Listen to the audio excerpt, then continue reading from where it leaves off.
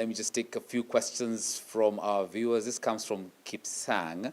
He says, what lessons from multinational, like, what are some of the lessons you actually draw from multinational experience? And another question is, what is the sort of leadership style?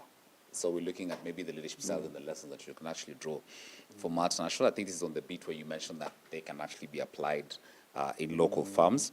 There's also a question here as well from Ken, who says, one of the disadvantages of working for multinationals is that it could pose a threat to small and local businesses.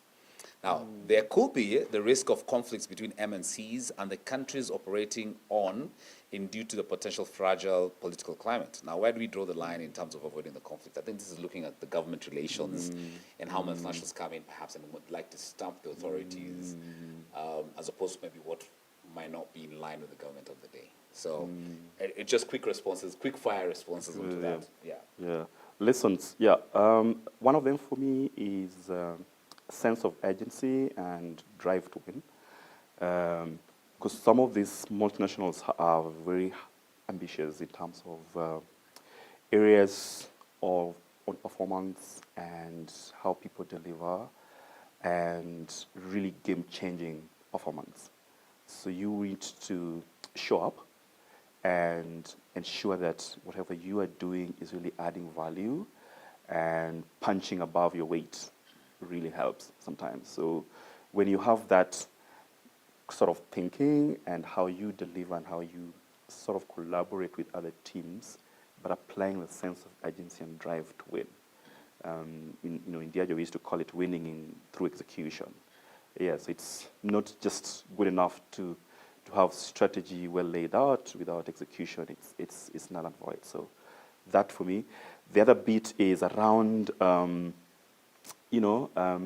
just a wider worldview. So being able to appreciate the various diversities and multicultural differences in one place adds sort of value, because then you start appreciating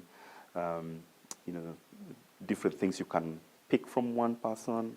So you could be working with someone from Uganda, someone from, say, in the UK, someone from Canada, and you're the same thing.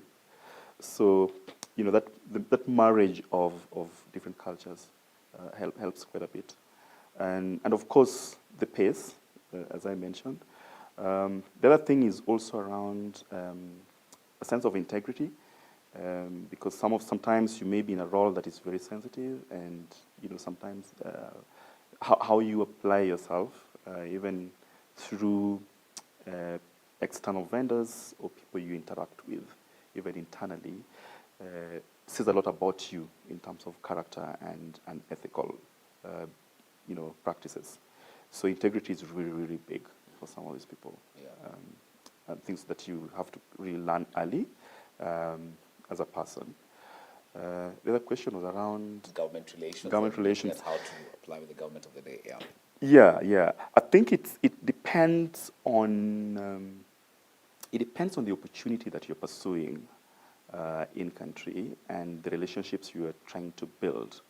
So government is a key stakeholder for some, and then of course you have other competitors, other local firms. So the intent is really not to come and kill, because it's a wide market. So for me, it should be more of find your niche, find your space. I think there's a space for everyone. There's a space for everyone.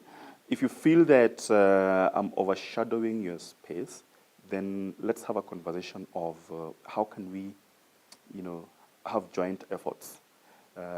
Say we're in the same trade, and I'm a new entrant, and this happens a lot with a lot of imported products coming into the country, and they are cannibalizing on all our local products here.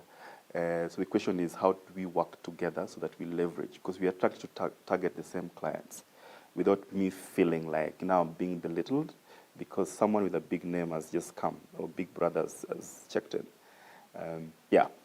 So try and find your footing early and with the people who really matter, with the key stakeholders who can really help you get your business. Because I know some companies or even some multinationals who have come in and have left really quickly because they didn't land well. Yeah. So you need to get your research well, Yeah. get to understand who are the key people, and then come through. More often than not, you find multinationals coming in with a bit of the,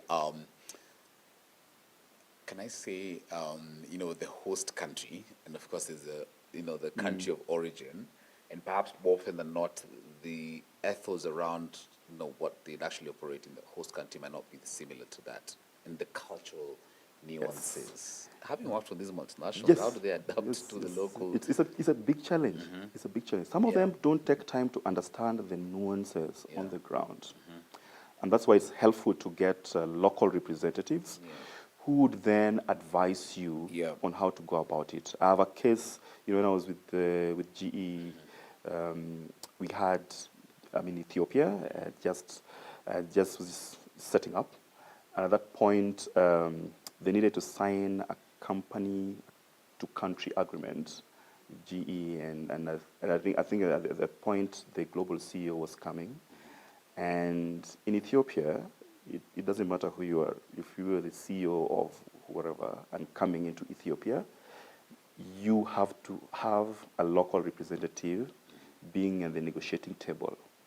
So you wouldn't go there alone as, hey, I'm the CEO of so and so. Yeah. Let's get this deal done. Yeah. And actually, when the prime minister is talking, then they'll be talking to you, the local person, and then advising the CEO. So it's vice versa. So it also depends on also how governments are actually protecting the local manufacturers and businesses, so that they give them an opportunity to have the first hand rather than feeling overshadowed.